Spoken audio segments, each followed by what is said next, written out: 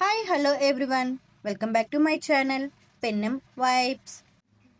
మనం పుచ్చపండును తింటూ ఉంటాం. పుచ్చపండుని తిన్నాక తొక్కను మనం పారవేస్తూ ఉంటాం. కానీ ఆ తొక్కతో కూడా ఒక అద్భుతమైన హల్వాను తయారు చేయవచ్చునని మీకు తెలుసా? ఈరోజు మనం చూడబోతున్నది వాటర్ మెలాన్ తొక్కతో హల్వా ఎలా చేయాలో చూద్దాం. ముందుగా ఈ వాటర్ మెలాన్ తొక్కల్ని వెనకన గ్రీన్గా ఉంది కదా, ఆ పార్ట్స్ని పీల్ చేసుకొని ఉంచుకోవాలి. తర్వాత ఆ పీల్ చేసిన దాన్ని చిన్న చిన్న పీసెస్ లాగా కట్ చేసుకోవాలి. ఇక్కడ నేను ఈ బౌల్తో ఆ తొక్కలన్నీ బౌల్స్ ఉన్నాయో అని మెషర్ చేస్తున్నాను. అదే బౌల్తోనే మనం షుగర్ కూడా తీసుకోవాలి. ఇక్కడ నాకు 2 బౌల్స్ పుచ్చపండు తొక్కలు వచ్చింది. పుచ్చపండు తొక్కలు 2 బౌళ్ళు వచ్చింది కదా. ఈ హల్వాకి ఏమేమి కావాలో ఇప్పుడు చూసేద్దాం. 2 స్పూన్ల శనగపిండి, 2 స్పూన్లు బొంబాయి రవ్వ, 1/4 కప్ చక్కెర,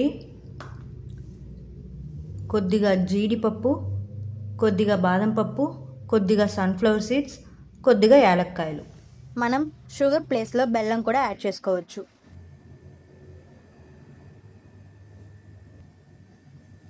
ఈ పుచ్చపండు తొక్కల్ని మిక్సీ జార్లోకి వేసుకొని మెత్తగా గ్రైండ్ చేసుకోవాలి. ఈ విధంగా మనం గ్రైండ్ చేసి పెట్టుకోవాలి. ఇప్పుడు మనం హల్వా ఎలా చేయాలో చూసేద్దామా? ముందుగా స్టవ్ మీద ప్యాన్ పెట్టుకొని 2 టేబుల్ స్పూన్స్ నెయ్యి వేసుకోవాలి. నెయ్యి వేడైన తర్వాత మనం తీసుకున్న జీడిపప్పు, బాదం పప్పు, సన్ఫ్లవర్ సీడ్స్ని నేతిలో లైట్ గోల్డెన్ ఎల్లో వచ్చేంత వరకు వేయించుకోవాలి. ఈ విధంగా వేయించుకొని పక్కన పెట్టుకోవాలి. తరువాత అదే ప్యాన్లో మనం నేతిలోనే కొద్దిగా బొంబాయి రవ్వ వేసి వేయించుకోవాలి.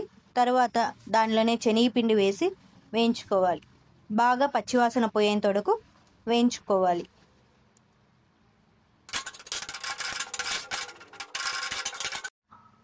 బాగా వేయించుకోవాలి.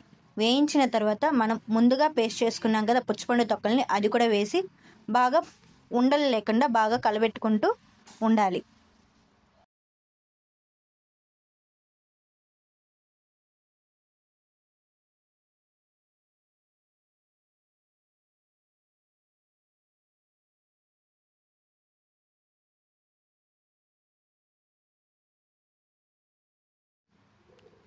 బాగా ఉడికించుకోవాలి. పచ్చివాసన పోయేంత వరకు మూత పెట్టి బాగా ఉడికించుకోవాలి.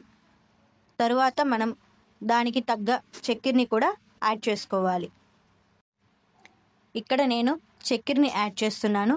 మీకు కావాలంటే చక్కెర ప్లేస్లో బెల్లాన్ని కూడా సేమ్ కొలతలో తీసుకొని మనం చేసుకోవచ్చు. షుగర్ వేసిన తర్వాత కూడా బాగా ఉండలు గిండలు లేకుండా బాగా కలబెట్టుకుంటూ ఉండాలి. మనకి అప్పుడప్పుడు కలబెడుతూ ఉంటే అడుగంటకుండా బాగా ఉంటుంది. ఇప్పుడు మనకి చక్కెర వేసిన తర్వాత కొద్దిగా నీళ్ళుగా ఉన్నట్టు ఉంటుంది కదా, ఆ నీళ్ళంతా బాగా ఉడికే విధంగా బాగా ఉడికించుకోవాలి. చక్కెర వేసిన తర్వాత మనం ఒక 5 to 6 minutes వరకు బాగా ఉడికించుకోవాలి. మధ్య మధ్యలో మనం బాగా కలుపుకుంటూ ఉంటే ఉండలు లేకుండా ఉంటుంది. ఇప్పుడు చూసారు కదా, కొద్దిగా దగ్గర పడినట్టు ఉంది. తర్వాత మనం యాలక్కాయల్ని కొద్దిగా యాడ్ చేస్తున్నాం. మీకు కావాలంటే కలర్ కోసం కలర్ సిరప్ని కూడా యాడ్ చేసుకోవచ్చు. నేనైతే ఇక్కడ ఏమీ కలర్ సిరప్ని యాడ్ చేయడం లేదు.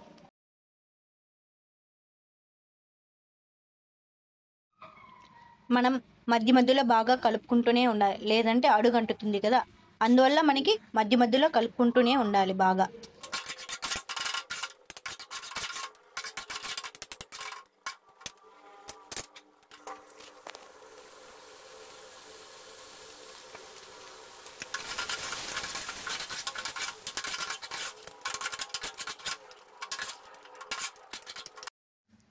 ఇప్పుడు మనకి కొద్దిగా గట్టిగా వచ్చింది కదా.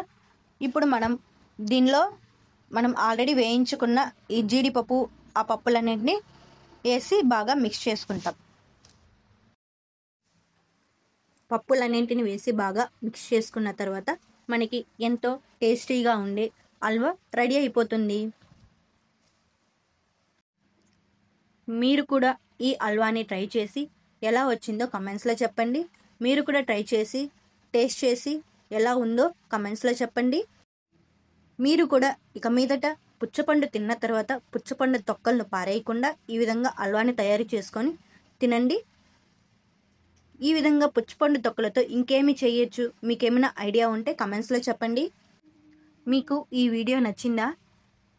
వీడియో నచ్చితే ప్లీజ్ లైక్ చేయండి, షేర్ చేయండి, సబ్స్క్రైబ్ చేసుకోండి. Thank you all.